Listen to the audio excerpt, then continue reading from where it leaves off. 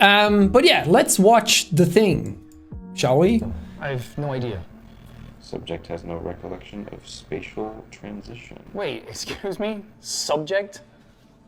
Yeah, the spatial transition doesn't affect him, but the subject part, he's like, hold on a minute. What do you mean? But it's more to be like, that's how Iris would address somebody. You'll notice as well, as we go on, I get like more and more makeup to make me look incredibly tired. Apologies. What do you remember, Mr. Brody? I don't know why I like the way Aaron says that line. What do you remember, Mr. Brody? Whatever. I was in the woods. And then I wasn't. In the woods. What were you doing there? It's not important. Important or not, Mr. Brody? What were you doing in the woods? I was taking a walk, trying to clear my head. Uh-oh. Do you recognize this facility? Well, I don't recognize you, but this building is familiar. It's like I've been here before. Mr. Brody, I assure you that you've never been to this facility before. We have no records of you even stepping foot in this building. No, it's not like that. There's an energy here that I've felt before, but it's probably just deja vu or something. Have you experienced other instances of this?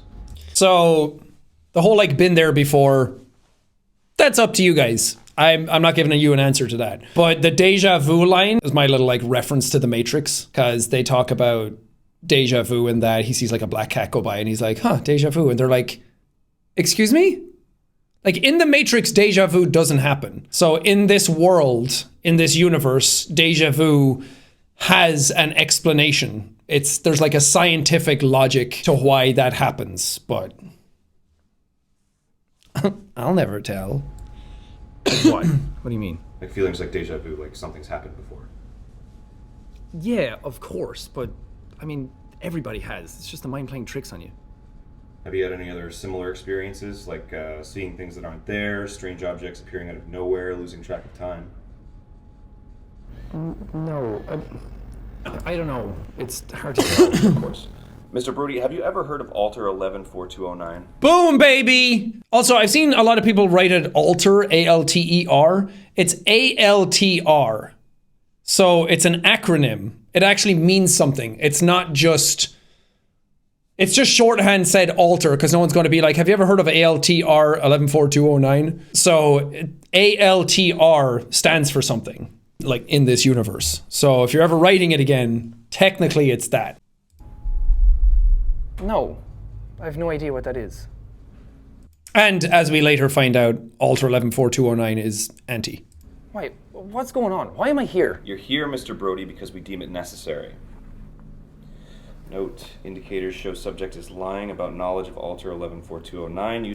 And that line is there again. There's supposed to be like a clear delineation. We don't show Aaron's face in the first clip because you're supposed to be cut off from this character. You're supposed to like feel how cold he is, how distant he is, how he's not interfacing with Chase properly. He's not empathetic towards Chase, hence why he calls him subject again.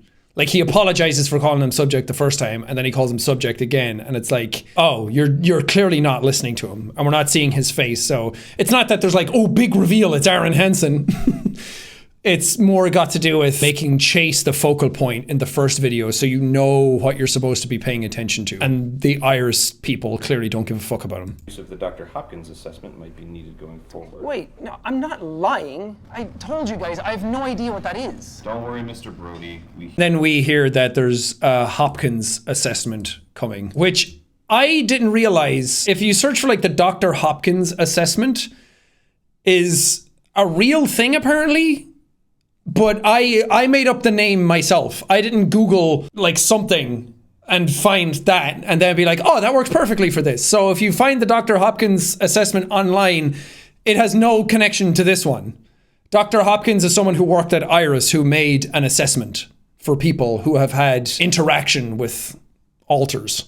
So I don't want people going out like making a theory being like, oh, it means this, because I have no idea what's in the actual Hopkins assessment. And there could be something in it that is like disrespectful or shouldn't be mentioned, or like talking to somebody about it that's gone through loss or something. Like I have no idea. So I don't want to connect those at all. And then have people go like, I can't believe Jack put that in his project. That's so fucked up. This is for like victims of XYZ. And I'm like, I have no idea. I literally have no idea what it is. I just Googled it and then saw that it was a thing and I was like, fuck. But it's already recorded here in this. And Dr. Hopkins is like a person in the Iris universe. And I'm like, I'm not changing it.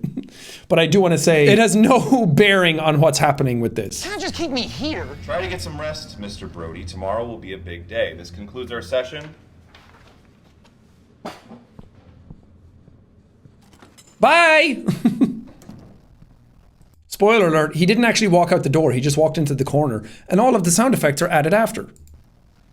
That's how Foley works in the entertainment industry. Now we get to see him. Also, this fucking patch would not sit on him. Once you see it, you'll never be able to unsee it. It would not stay on his fucking jacket. And in between every sentence he said, I'd be like, can you tap down your thing? Thanks. And he'd always be like, fucking, and it would be fine. And he'd get a line out and then it would just come back and so annoying. The date is October 19th, 2019, and we are interviewing Chase Brody again. Use of the Dr. Hopkins assessment has been approved. Good morning, Mr. Brody. Is it? Look how disheveled he is. He's been there for a whole day. He's pissed. We're gonna ask you a series of questions to determine your state of mind. Now keep in mind we can detect if you're lying, so please try to answer truthfully. You okay with this, Mr. Brody? So they can detect when he's lying because if you've seen the Watcher video on YouTube, that's like their camera systems are that advanced that they're able to actually like sense when you're lying just through the camera. Because the whole narrative behind the cameras is that obviously Iris make a lot of stuff, one of them being that camera with certain antimatter technology, but they wanted it to be sort of like what would cameras in the future be like? Because we already have like Face ID on our phones that's able to like scan your face. And I'm like, how long is it going to be before we have deep fakes already where people scan faces for hours and hours and hours and can supplant it onto something else and it looks real? How long will it be before you're able to scan someone's face through every gamut of every emotion? And then your phone is actually able to detect what emotion you're going through. And then the phone's going to be like, oh, it looks like you're sad. Do you need assistance? like it feels like a weird dystopia that is on its way to happening. Like, you look sad. Here, have some pills. Be happy. That's where I was like extrapolating out the Iris cameras, the Watcher cam. So those cameras are able to like check Chase. And if you're able to detect like emotions, then why wouldn't you be able to just detect when someone's lying? And like they're able to detect heart rate. Oh, that's a fun thing actually. Originally, this whole shoot was going to take place from that one camera angle. So when you see it in interview 3, that camera angle from top down, the security cam, originally the whole project was written to take place from that perspective. So all of these interviews were going to take place from that one point of view and not change. And we were going to have stuff on screen that showed like Chase's heart rate beating, and when he got like uncomfortable about the assessment, the heart rate was going to go up and like go red, and when he said certain things, it was going to say that he's lying and telling the truth, and then people behind the scenes were going to be looking at it and being like, yeah, like a polygraph test. But when we got on set, I was like, well, that was also to kind of like cut corners, to be like, I don't know how this is actually going to look on cam, the room isn't right, so we can kind of like hide certain things that way. But when we saw this room and we were talking about it, me, Mark and Ethan were like, we could do like reverse shot like this, like an actual production. And I was like, okay, I guess I gotta like really act now because people are gonna see my face. Because it was also kind of interesting to not be able to see Chase's face with the hat sort of blocking it. But I'm so glad we didn't do that because this worked out so much better and is way more interesting. And having everything from one camera angle would have been way more boring for a gimmick of stuff going up and down. And because that's why we released the Watcher Cam video first. Originally, that Watcher Cam video was going to be in the stream, but it didn't fit in, because why would that video just show up out of nowhere? Maybe you guys hacked into the system and found this video somewhere. We just scrapped that entire idea, and this was way more interesting to do it this way, and gave way more emotion and way more involved. And I think it paid off. And then it's more ambiguous what's lying and what's not versus what Aaron says versus what the audience thinks is a lie versus the back and forth and the Hopkins assessment. And making it more ambiguous makes it far, far, far better. Do I have a choice? Is your name Chase Brody? Wait, shouldn't I be hooked up to like a bunch of wires or something? I assure you, like our a polygraph technology is quite capable. That won't be necessary. I will repeat the question. Is your name Chase Brody? Yeah. Are you 34 years old? Yes. Are you taking the Dr. Hopkins assessment right now? Yeah, I guess. On a scale of 1 to 10, 1 being the lowest and 10 being the highest, how... So in most like polygraph tests or lie detector tests, you need like controls. So you need to ask like obvious questions first, like, are you Chase Brody? Yes. And then it's like, oh, truth. And it like calibrates the system. So it's like to ease you into the test. But I feel like Iris wouldn't need that. But for you, the audience, it just gets you into the zone to be like, oh, it's a like a lie detector test. Describe your current mental state. Why do you need to know that? Please just answer the questions. I don't know. A 4. Have you ever felt an attack of fear or anxiety? Yes, of course. Do you feel safe? Have you ever had an attack of fear or anxiety? Oh, there it is. Oh, brother. If Chase Brody was a sitcom. Looking good, Brogy. 4. He could have said fuck. Let Chase Have you ever swear. felt an attack of fear or anxiety? Yes, of course. Do you feel safe?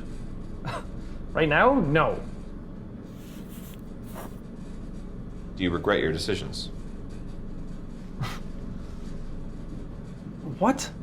Do you regret your decisions? About what? You're gonna have to be more specific. Do you know where you are? But yeah, a lot of these questions are actual, like, legitimized questions from actual various different tests all around. They're not all from one specific test, but some of them come from, like, there's like mood tests or like psychological evaluations. There's like a whole, I looked up a bunch of different tests for like different questions, and some of them are that, like, have you had a attack of fear or anxiety? And then I think one of the tests actually had the do you believe in God question, and I myself reacted to be like, that is a weird question to ask somebody in a examination like that. So that's why I put it in and had Chase react legit like the way I reacted in real life. Somewhere in Iris. Do you know why you're here? No, I keep telling you guys, I have no idea. Have you ever heard of Alter 114209? No, I told you yesterday, I have no idea what that is. What was the first time you came into contact with Alter 114209? Are you even listening? How many times do I have to tell you, I have no idea what that is? So they keep poking him on it, almost like they know that he's been in contact with him. Basically, Iris are very technologically savvy, so they know a lot more than you think they do. Shown to you so far? Pictures? None. How many sounds have been played for you? None. Are you easily startled? No. I mean, maybe, I don't know, it depends on the situation. What's the worst pain you've ever felt? I don't know, I can't remember. Do you believe in God? Bit of a loaded question, don't you think? Please just answer the question, Mr. Brody. No. I mean, I used to, not anymore. Do you believe in life after death? Okay, no. This is ridiculous. No, I'm not doing this. Ridiculous or not, please just try to answer the question truthfully. Do you believe in life after death? No. Have you ever experienced a terrible occurrence that has impacted you significantly? No. Have you ever lost someone close to you? Okay, look, I've answered all your questions. I'm not doing this anymore. We're not done with the assessment yet, Mr. Brody. Have you ever lost someone close to you? I don't care if we're done with the assessment, okay? I'm not doing this. Have you ever lost someone close to Yes! He angry. I lost the only 2 people that ever mattered to me.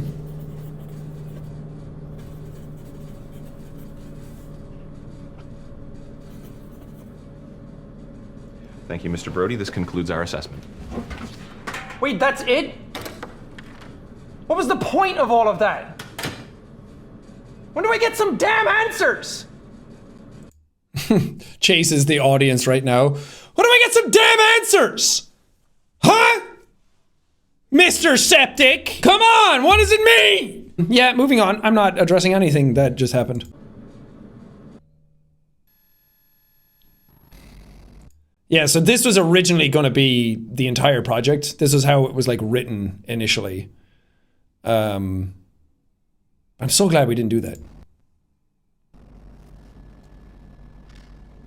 Hello? Come on. Don't tell me you're giving me the silent treatment now. It was just getting fun. This whole thing is that he's been here for 3 days now. Iris have come in at like the same time every day. So he's like, okay, X o'clock, they're going to come in again. And now he's sitting here and they didn't show up. So that's why he's like, where are you? What's happening? So, what? Am I supposed to just sit here and talk to myself? Oh, Iris, you're so amazing. It's like only yesterday we used to talk. I miss you so much. It's probably just me though, right? Should we see other people? So sassy. Yeah, this kind of got lost in the filters and stuff. So a hatch opens and a ball comes rolling in, but you can see like these big long shadows of everything that I was a real big fan of on set. Like you can see the legs of the table, the chairs here, the camera. But because everything is like through a VHS filter and through a camera and through like this kind of tech, they just didn't really read as well on camera as they were supposed to. But they're there. You can see it when it's pointed out though.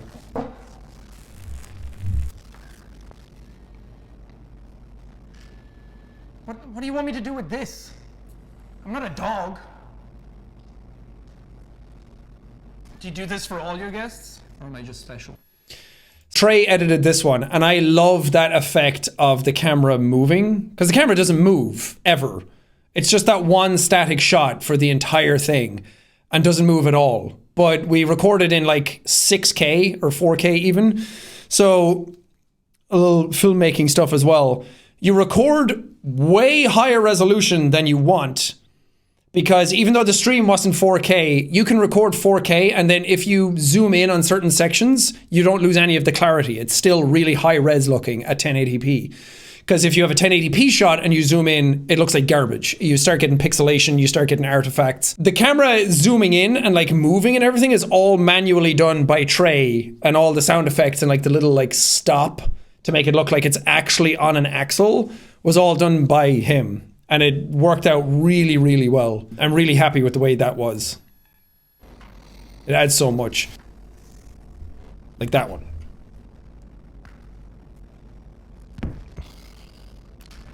Yes, that was intentional, by the way.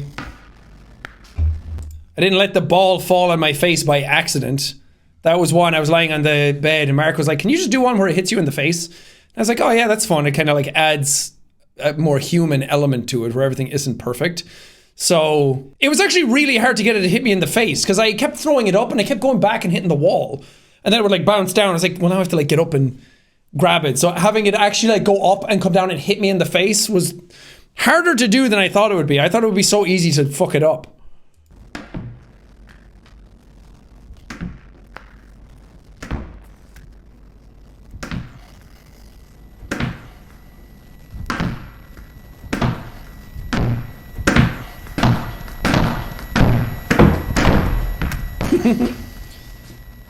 I threw that ball so hard.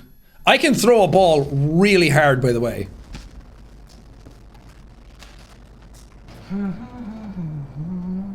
He's so done. I know you're watching. Hello? Anybody?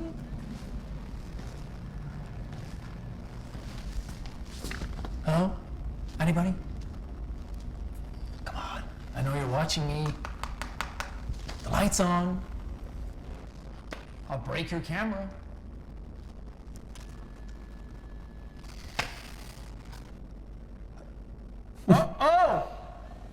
Oh no! Help! Help! Oh, I've hurt myself! Oh, help!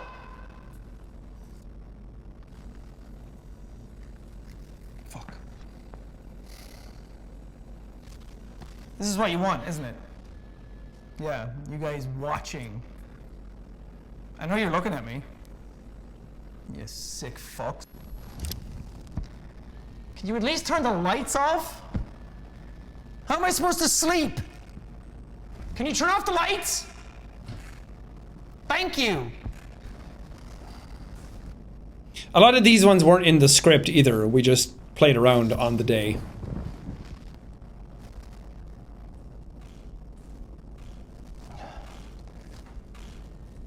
Come on, this isn't funny. I'm trying to sleep. Oh, he pissed. Hey! Look, when are you guys gonna let me out of here? All right, it's starting to get really boring. I answered all of your questions. I told you everything I know. What more do you want from me?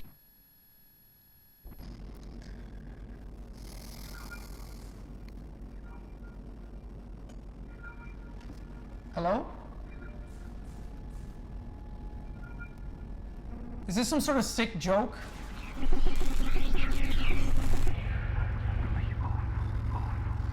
Oh no. Whispers. No, not this again. No, please. Please go away. Please. Please leave me alone. Please go away. What do you want from me? There's a line we've heard before. There's like a bit here when you can hear like the whispers kicking in. Hello? Again, it's subtle. That also, there was like it misaligned slightly, but there's a thing, if you've ever seen the Addams Family movie, and you know how Morticia Addams always has a light on her face, or like a light right across her eyes. That's called like the Shatner light, or the Shatner something, like William Shatner from Star Trek. If you ever see him in certain shots, if you look up like the Shatner light, you'll see a light on his eyes to like increase intensity. So that's like our homage to that, like the Shatner light across Chase's face. It's like a little glow. It's very subtle. Actually, it's not subtle at all, but when you're watching something and you're not like thinking about it, it just adds this like element that you're not thinking about. Is this some sort of sick joke? And here, you see it a second ago, the shadows on the wall were moving. No. Like here, this is like the table leg, and it's like ever so slightly moving across as they like, sort of like to just visually symbolize that like something's like coming and like reaching for him, like the shadows are encroaching upon him. Not this again. No, please. Please go away. Please. Please me alone. Please me alone. Please go away. What do you want from me?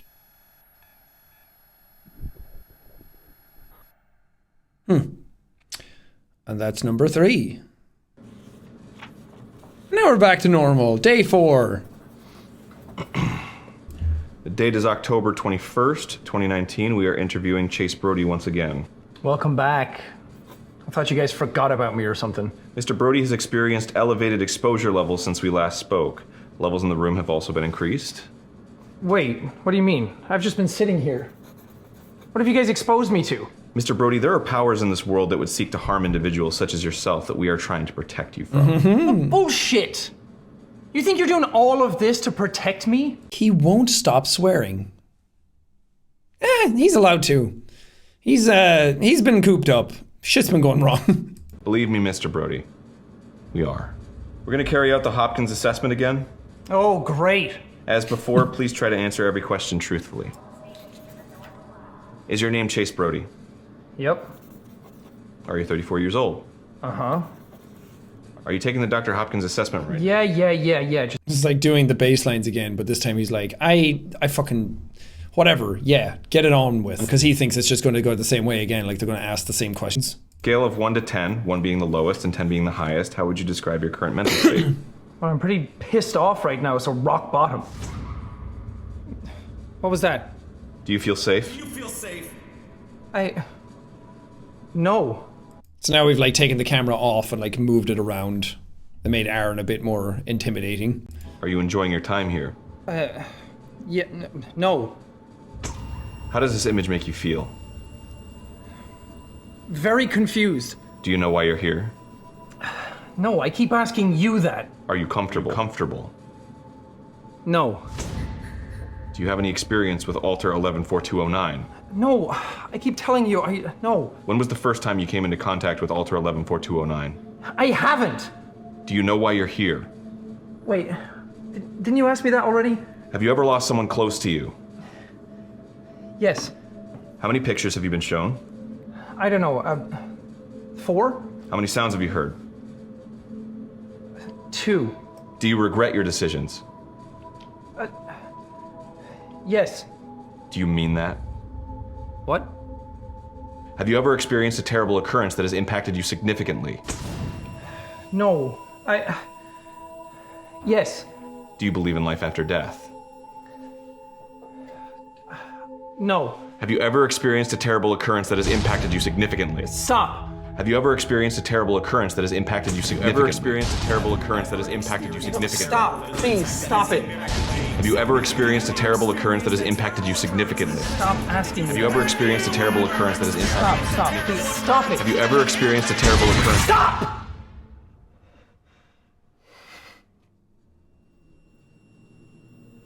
Subject's exposure has increased to concerning levels. Suggest moving to second phase pending board permission. What is this? What did you do to me? What did you do to me?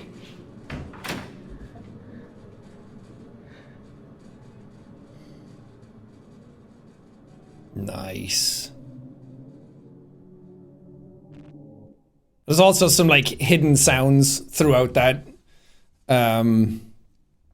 that I'm very curious which ones people pick up on and which ones people find. It's the same with like the whispers and stuff. I'm always curious what people are going to pick out of it. Yeah, I like this scene a lot. Oh! Oh, terrible occurrence! Oh, I've been impacted so significantly! All of the yelling was Aaron. We had him sit there and just say the line over and over and over and over again. And then I was like, okay, can you yell it?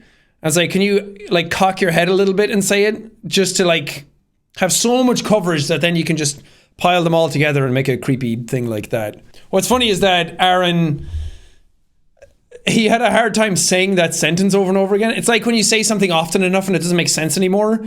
So he was like, have you ever had a terrible occurrence that has impacted you significantly? Have you ever experienced a significant occurrence that has impacted you significantly? And I was like, terrible occurrence. To the point where he would like say significant occurrence that has impacted you significantly so often that I would just be like, terrible. That it sounded like I was telling him he was terrible at the line. And I was just like, terrible. Terrible. Like so nicely just being like, terrible. No, you're terrible. He said it like 50 times. But it worked out. We got the effect that we wanted. Stop, please, stop it. That flash as well was just somebody like next to Aaron had a giant spotlight and was just like flicking it on and off. We had like beats in the script for when it would come on and off. And then I was like, okay, now let's just do it, but flick it on and off whenever you want. Whenever you feel like one should come in, just do it. We would just flick it on and off constantly, back and forth. But it came out really well. Everything married together with like the editing and the sound design was really cool. This music in the background that Robin found. Robin edited this one. It's weird. I didn't intend it to happen this way, but Trey edited all the odd number interviews and Robin edited all the even number interviews. So like 2, 4, 6, 8. And then Trey did all the other ones. But it just happened that I like sent them out the videos to like split up the work, and then it was like, oh wait, you got even and you got odd. Weird. Have you ever experienced a terrible occurrence that has impacted you significantly? Stop asking me. Have you ever experienced a terrible occurrence that has impacted you? Stop, please, stop it. Have you ever experienced a terrible occurrence? Stop!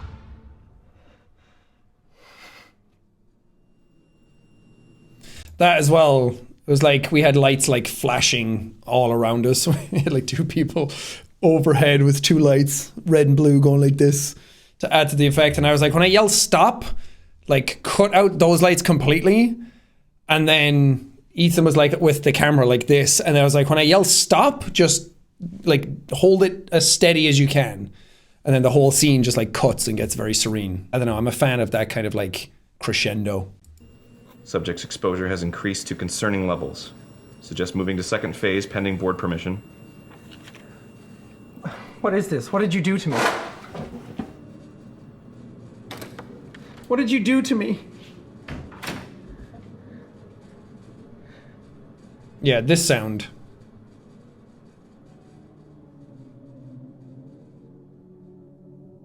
Curious if anyone knows what that is.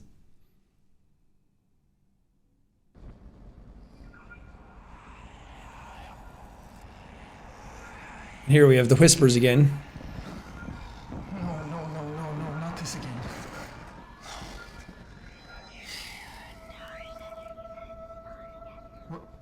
Wait, no, this is different. So now it's like whispers, but it's not the same ones that like drove him mad earlier. No, not this again. What a himbo!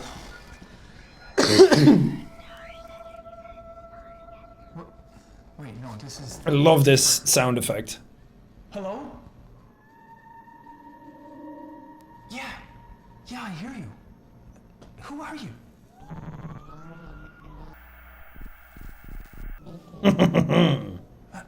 I'm Chase. Wait, where are you? How can I hear you? Help how? So cool. Can you get me out of here?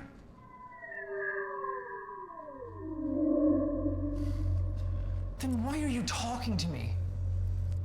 Are you trapped here too? No, don't say that, no. If both of us work together, we can get out of here. What do you mean? How do you know that? You've seen him too? What does he want? Wait, I don't understand. What do you mean I'm special? No, please don't go. No, please, I need to know. Echo? Shout out! Are you there?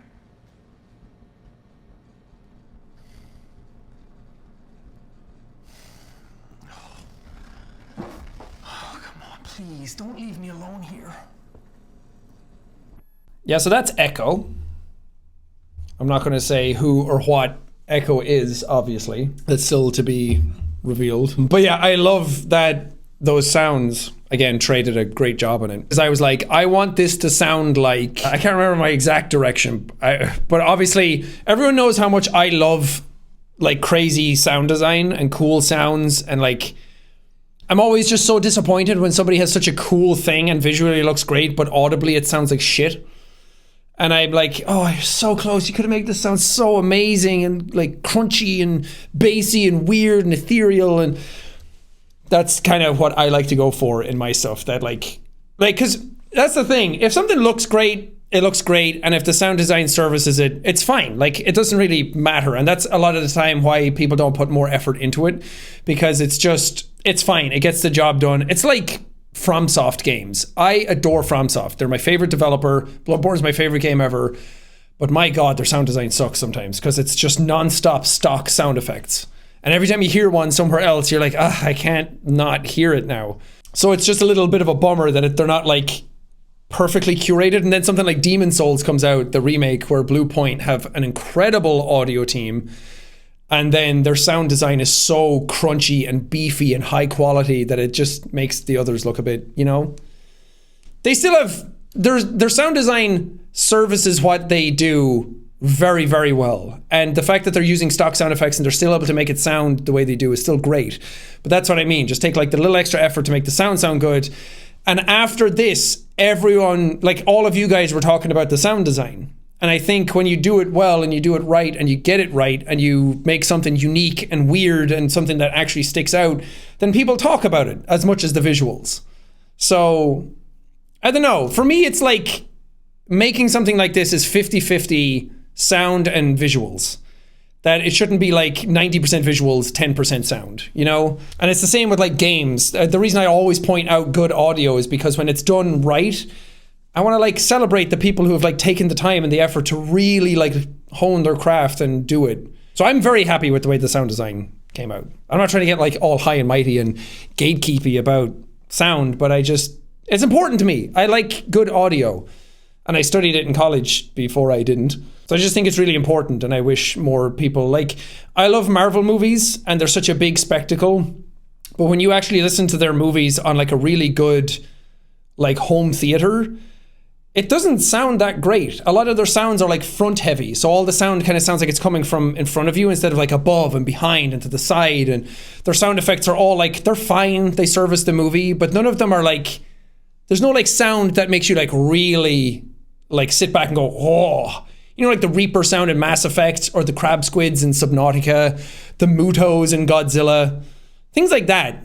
It's like, it's something what are the seismic charges in Star Wars Episode 2? The bwah!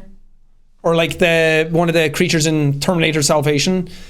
Terminator Salvation is a crap movie, but that sound design is great. Dune, exactly. You'll hear my my Dune-ness come out in this as we go.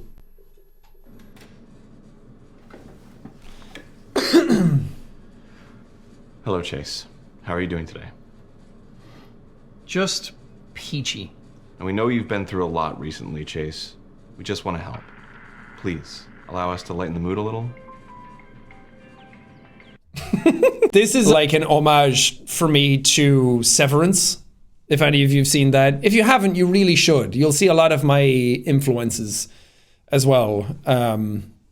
I love Severance. I love the look of it and the way it sounds as well. But there's like go to the break room and like for some R&R, and then you go in and it's like the lady's like, your Audi likes sports. And it's like that creepy kind of like, you're being too nice to me now out of nowhere. And like that music is playing in the background and they like turn it up. And it's like really generic, like nature sounds. I'm like, this is what like Iris think will lighten the mood. We're not a bad company, Chase. We know you think we're evil and want to cause you harm, but that couldn't be further from the truth. And now he's softer. He's not calling him Mr. Brody anymore. He's calling him Chase instead, because he's trying to like relate to him and be honest with him and see eye to eye and humanize him more. He's like staring at him now. There's no clipboard. He's not staring down, constantly writing. He's actually like locking eyes with him. The music is nice. We took the camera off the tripod and moved it around to give it a bit more of a human touch, so you know someone's like controlling it. It's not like rigid and stiff and sterile anymore.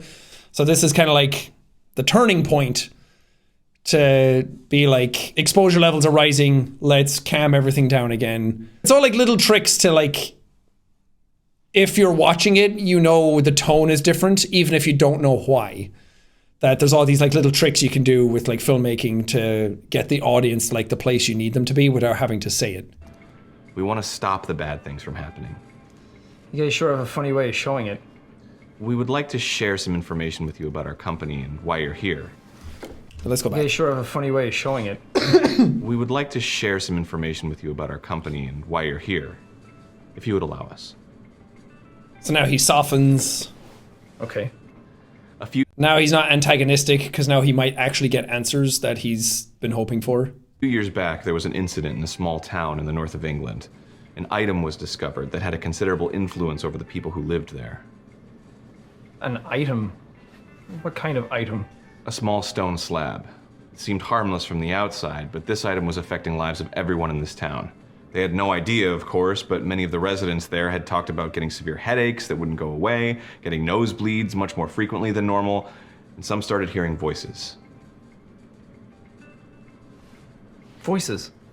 We're not entirely sure what these voices were saying, but they evidently had an impact on the people who experienced them. Many lost their minds, were completely unresponsive, while others, sadly, turned a darker path. So now he's starting to hear like things that relate to him. Like we just heard him hear voices. So now he's like, wait, other people are experiencing this as well? But why are you telling me this? When Iris God, it found keeps many glitching lost out. their Stop. minds were completely unresponsive, while others, sadly, turned a darker path. But why are you telling me this? When Iris found out what had been happening in this village, we sent out a team to negate the problem. The CNC identified the item and took it back here for containment. So? So, you see, Chase, Iris helped those people in that village. We saved them. We find items like those and we protect people from them. We're not here to harm you. We just want to help.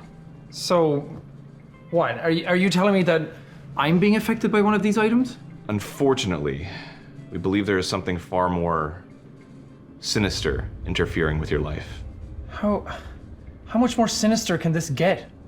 What is affecting you is orders of magnitude more powerful than any of these items. So what? You guys knew that this was happening, and you just sat there and did nothing. We're just trying to get to the bottom of this, Chase. We know what you've been through. No, you have no idea what I've been through. You've been seeing things, correct? Hearing voices in your head? Have you seen a man alongside these visions? How did you know that? That, Chase, is Alter 114209. We've been tracking him for quite some time. Name drop! I mean, I already did it earlier in the stream, but everyone figured that out. You'll also notice the sound for where later when he shows up and the feet come into frame is the same sound that he's like, you've been seeing someone, right? Or whatever he said. Like, when he mentioned it, the same sound effect happened, so you can connect the dots later.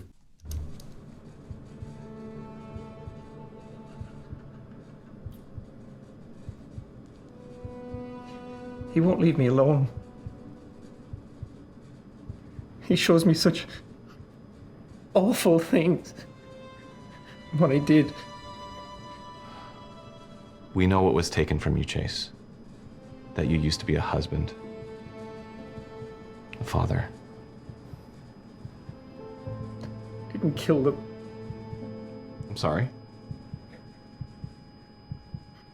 I didn't kill them.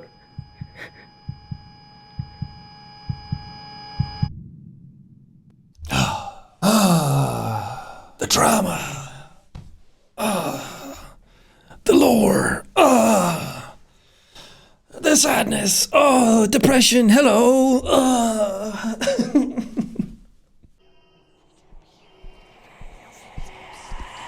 I'm very sorry, Mr. Brody. We need to take you somewhere more secure.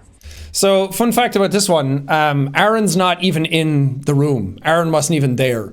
This was recorded on the first day. So interview 5 was recorded on the first day, the one where I was talking to Echo. That was the very first thing we shot. And then we didn't have Aaron until the 3rd day. So all the scenes with him were all done on that one day. And then the ones on the first day were like, okay, we'll get some of this stuff done. We had some like extracurricular stuff we had to get recorded as well. But then Aaron just came back on the 3rd day. I just like stood in the room. So Mark was just off screen like reading Aaron's line to me. So I had like something to react back to just so we could get the pacing right and the emotion right. And I mean, he was just saying like, we need to take you somewhere more secure, Mr. Brody. and I just had to go with it. But it was just to make sure we had the pacing down. And then we just got Aaron back on the 3rd day and had him stand in this room and just read from the script. Because it's also really important to get the same lines from the same room, because reading it in a different room, you have to then make it sound like it's from this room. So you also record room noise. The very last thing we did was just sit down for like a minute, 2 minutes, and just have the microphone in the room and everybody stays dead silent, and you just record the white noise of the room so that you can put it back in later into the shots. So you actually have room tone to be able to match everything. And then we put it in the game as well to make it seem like everything is like the same space. Because when the sound jumps around without that, you start to notice that it's different scenes, it's different rooms, it's different environments, it's a different building. Your brain just can pick up on that stuff really quickly. So again, it's all psychological. More secure? Why? What happened? Nothing, Mr. Brody. It's merely a precaution. Okay, a precaution against what, though? What are you not telling me? We do this a lot, Mr. Brody. We move people around to free up space. You don't want to be stuck in this tiny room forever, do you? No, that's not true, is it? Something happened. If you would just follow As the us, alarm is happily blaring in the explain. background. Okay. Wait, Sound design. What is it, Mr. Brody? wait, we have to leave. I've been here before. That's impossible, Mr. Brody. No, you don't get it. I've been exactly here before. No, please, let me go. Please calm no, we down. have to leave. Calm down, Please, Mr. Brody. let me fucking go. No, please. Come along, Please. Mr. Brody. Please, no. Let me go, please. Please, no. Damn, he wasn't happy about that. That being dragged off like that, we did it like 6 or 7 times just to make sure it was right. But there was one take like that where I surprised myself where that like, please! And I was like, I did not know that my voice could do that. So I was like, I'm just gonna legit act like I'm being dragged off and like fighting for my fucking life. And that scream came out and I was like, whoa, I didn't know I could do that. That's cool. And I love that. I love the way it cuts. Go. You can hear the giggle. Come along, Please. Mr. Brody. Please, no. Let me go, please. Please, no. Ugh, it's so creepy. Ugh. It's like I'm the one who did it, and even I'm watching it being like, ugh, I don't feel good about where he's gone. Also, there's a ton of audio hidden in that scene as well. That there's a lot of these scenes, like if you listen to it with headphones, you'll pick up way more than you will otherwise. Like good headphones as well will pick up even more again. So there's a lot of stuff that we hid around the place for effect. Some of them are a bit more obvious, like a couple of the giggles. But yeah, it was very fun to do.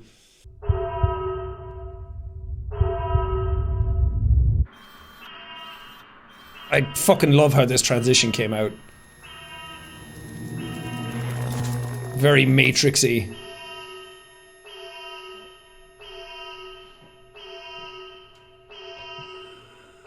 So this is that guard again.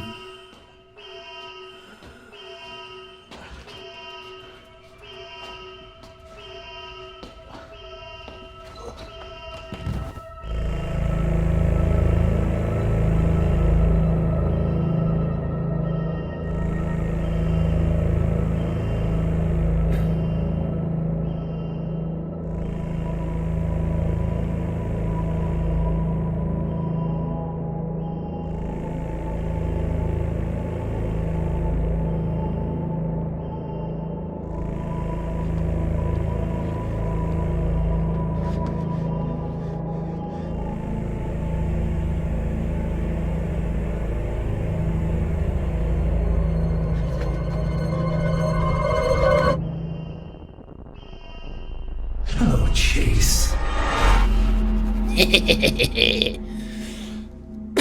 God, I love that whole finale. That is, oh, chef's kiss.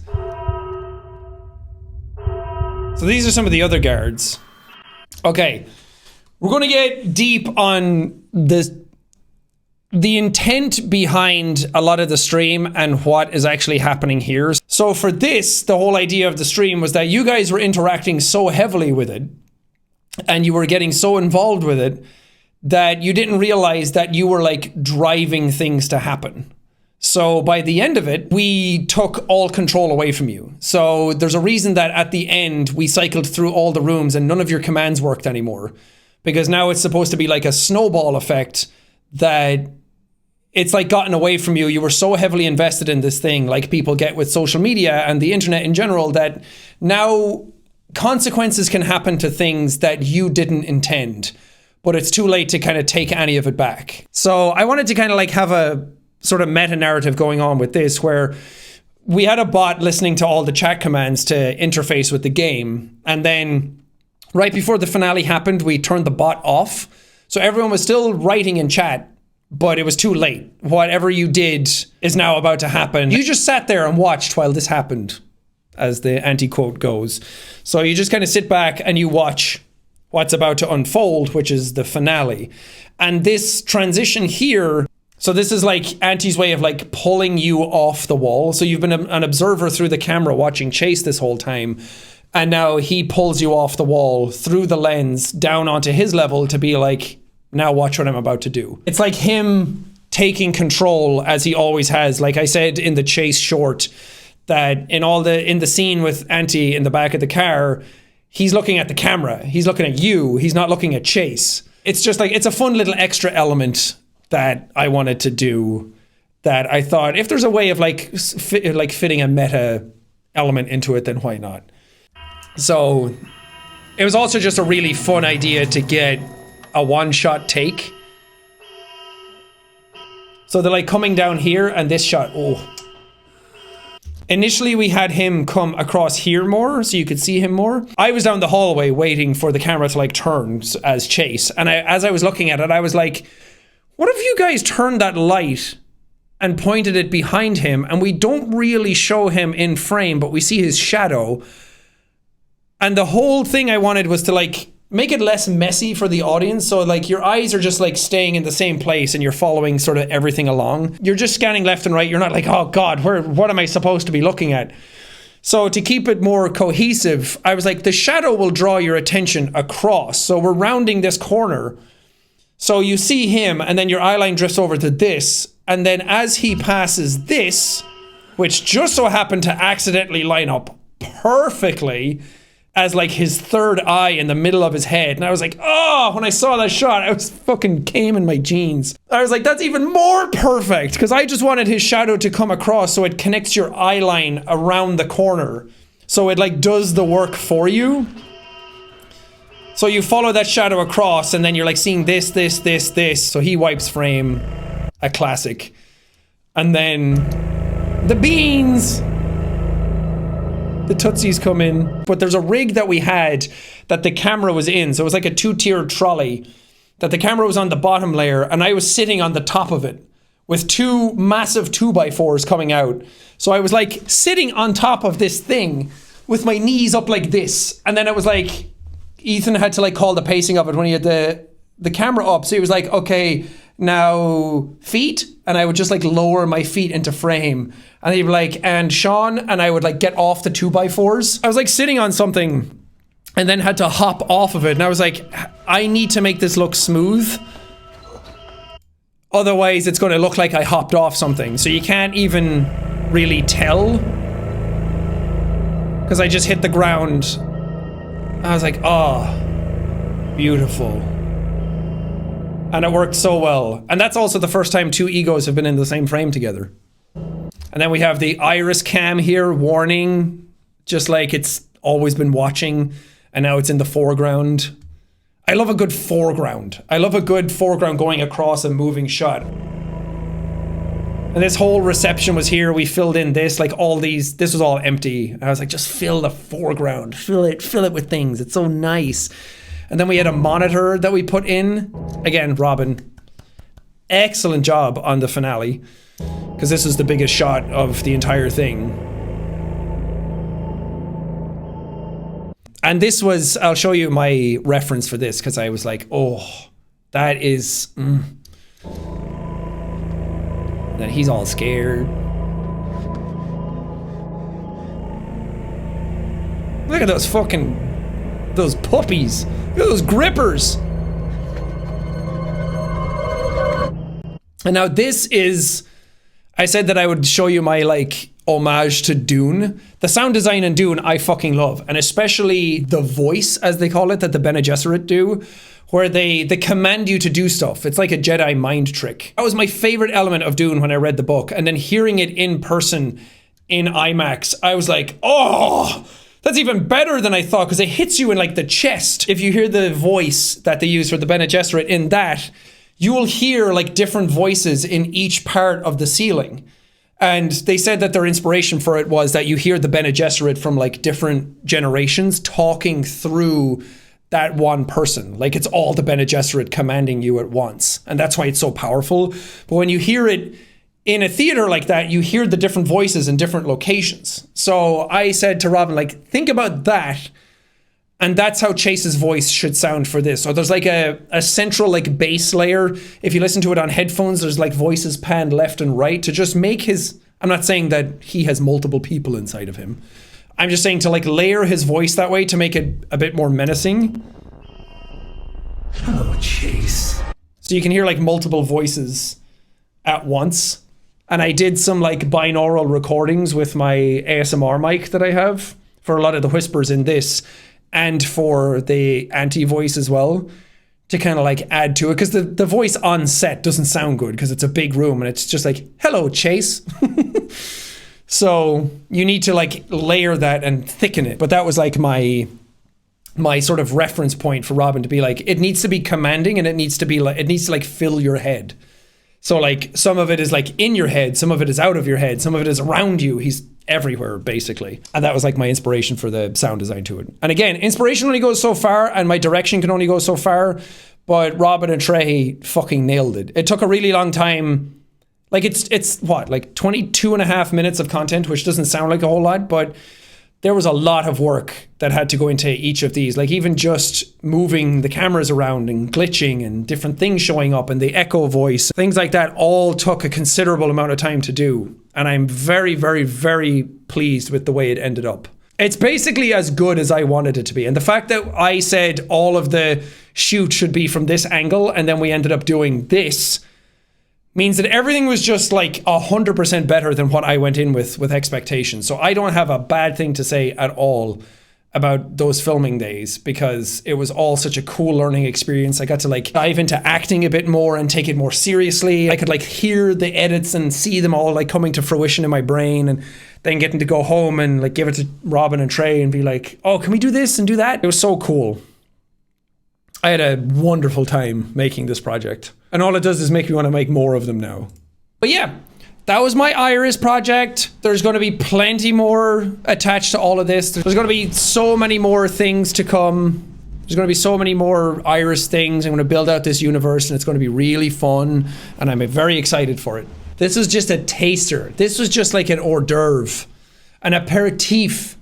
A little sprinkle of salt on your steak before you dig in. But it did cost quite a huge amount of money and took a really long time. So please go watch the videos in the stream.